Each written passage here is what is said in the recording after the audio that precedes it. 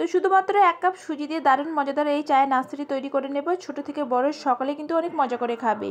আর এখানে সেরকম কোনো কিছু ঝামেলা নেই, শুধুমাত্র সুজি দিয়ে এই জিনিসটি তৈরি করে নিতে পারবে আর দারুণ সফট এবং জালিদার তৈরি হবে। তো চলো বন্ধুরা আজকের রেসিপিটি দেখে নিই। তো প্রথমেই আমার লাগবে সুজি। তো এখানে আমি 1 কাপ সুজি নিয়েছি আর যে কোনো একটা জিনিস মেপে করবে তাহলে সঠিক মাপ বোঝা যাবে। আর হাফ কাপ মতো চিনি দিলাম। আর এখানে দিয়ে দিচ্ছি 2 চামচ মতো গুঁড়ো পাউডার দুধ আর একটুখানি দিয়ে দিচ্ছি লবণ। মিষ্টি জিনিসের মধ্যে লবণ দিলে টেস্টটা ভালো আসে। আর এখানে 1 কাপ মতো লিকুইড দুধ দিয়ে দিচ্ছি আর এর মধ্যে শর্টটা ছিল সেটাও দিয়ে দিচ্ছি। আর এখানে দেখো বাইন্ডিংয়ের জন্য দিয়ে দিচ্ছি 2 চামচ মতো ময়দা। তো সব কিছুকে খুব সুন্দরভাবে মিশিয়ে নেব। আর এখানে 1 কাপ দুধেই কিন্তু হয়ে যাবে। তোমরা যে কাপে সুজি নেবে সেই কাপ হিসাবেই দুধটা নিয়ে নেবে, দেখবে পারফেক্ট হবে। আর এখানে কোনো কিছু লাগবে না। তো এইভাবে মিশিয়ে আমি 10 মিনিটের জন্য ঢাকা দিয়ে রেখে দেব। এই নাস্তাটি খেতে ভীষণ সুন্দর হয় আর খুবই কম সময়ের মধ্যে বানিয়ে নিতে পারবে। হাতে 10 মিনিট সময় থাকলেই নাস্তাটি তৈরি করে নিতে পারবে। অল্প সময়ের মধ্যে দারুণ একটি সুপার টেস্টি নাস্তা বলতে পারো। আর এই নাস্তাটি বাচ্চারা অনেক মজা করে খাবে বন্ধুরা।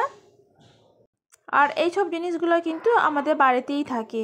আর এখানে দেখো বন্ধুরা 10 মিনিট পরে আমি এসেছি আর সুজিটা অনেকটা মোটা হয়ে গেছে আর অনেকটা সুন্দরও ফেপে গেছে। তো আর একটু মিশিয়ে নিয়ে একটা মিক্সিং জারের মধ্যে ঢেলে নেব। এটা আমি মিক্সার করে নেব।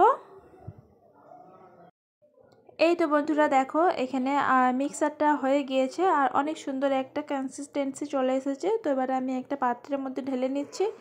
আর এখানে দেখো বন্ধুরা আমি পানি দিইনি আর মিক্সারের মধ্যে সামান্য একটুখানি পানি দিয়ে ধুয়ে নিলাম।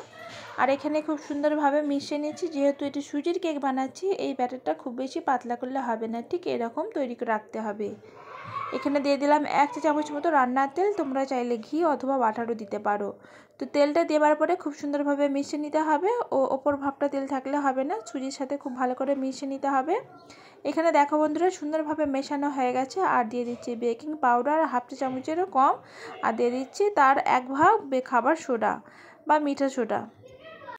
তো অ্যাক্টিভ করার জন্য এখানে একটুখানি পানি দিয়ে সুন্দরভাবে মিশিয়ে নেব। আর এটা একইভাবে মিশিয়ে নেবে, উল্টোপাল্টা করে মিশালে দেখবে বন্ধুরা কেকের যে ফুলো ভাবটা আসবে না। এখানে দেখো সুন্দরভাবে মেশানো হয়ে গিয়েছে।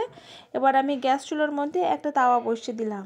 এখানে তাওয়াটা আগে একটু গরম করে নিতে হবে, তারপরে এই যে আমি আপ্যান মেকারে বানাবো তারপরে এই নাস্তাগুলো তৈরি করে নেব। এরকম একটা ছোট চামচ নিয়েছি, তার মধ্যে নিয়েই এই কেকগুলো তৈরি করে নেব। খুবই সহজ আর খুবই সিম্পলভাবে তৈরি করতে পারবে।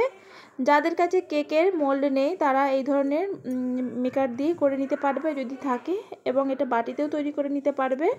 এখানে দেখো বন্ধুরা দেওয়া হয়ে গেছে। এবার গ্যাসের ফ্লেমটাকে মিডিয়ামে রেখে আমি 10 মিনিটের জন্য রেখে দেব, তাহলেই হয়ে যাবে। এখানে আর খুব বেশি রাখতে যাবে না, তাহলে নিচেটা পুড়ে যাবে।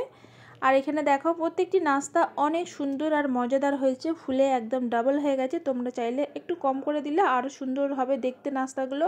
তো ঠান্ডা হয়ে গেলে তুলে নেব।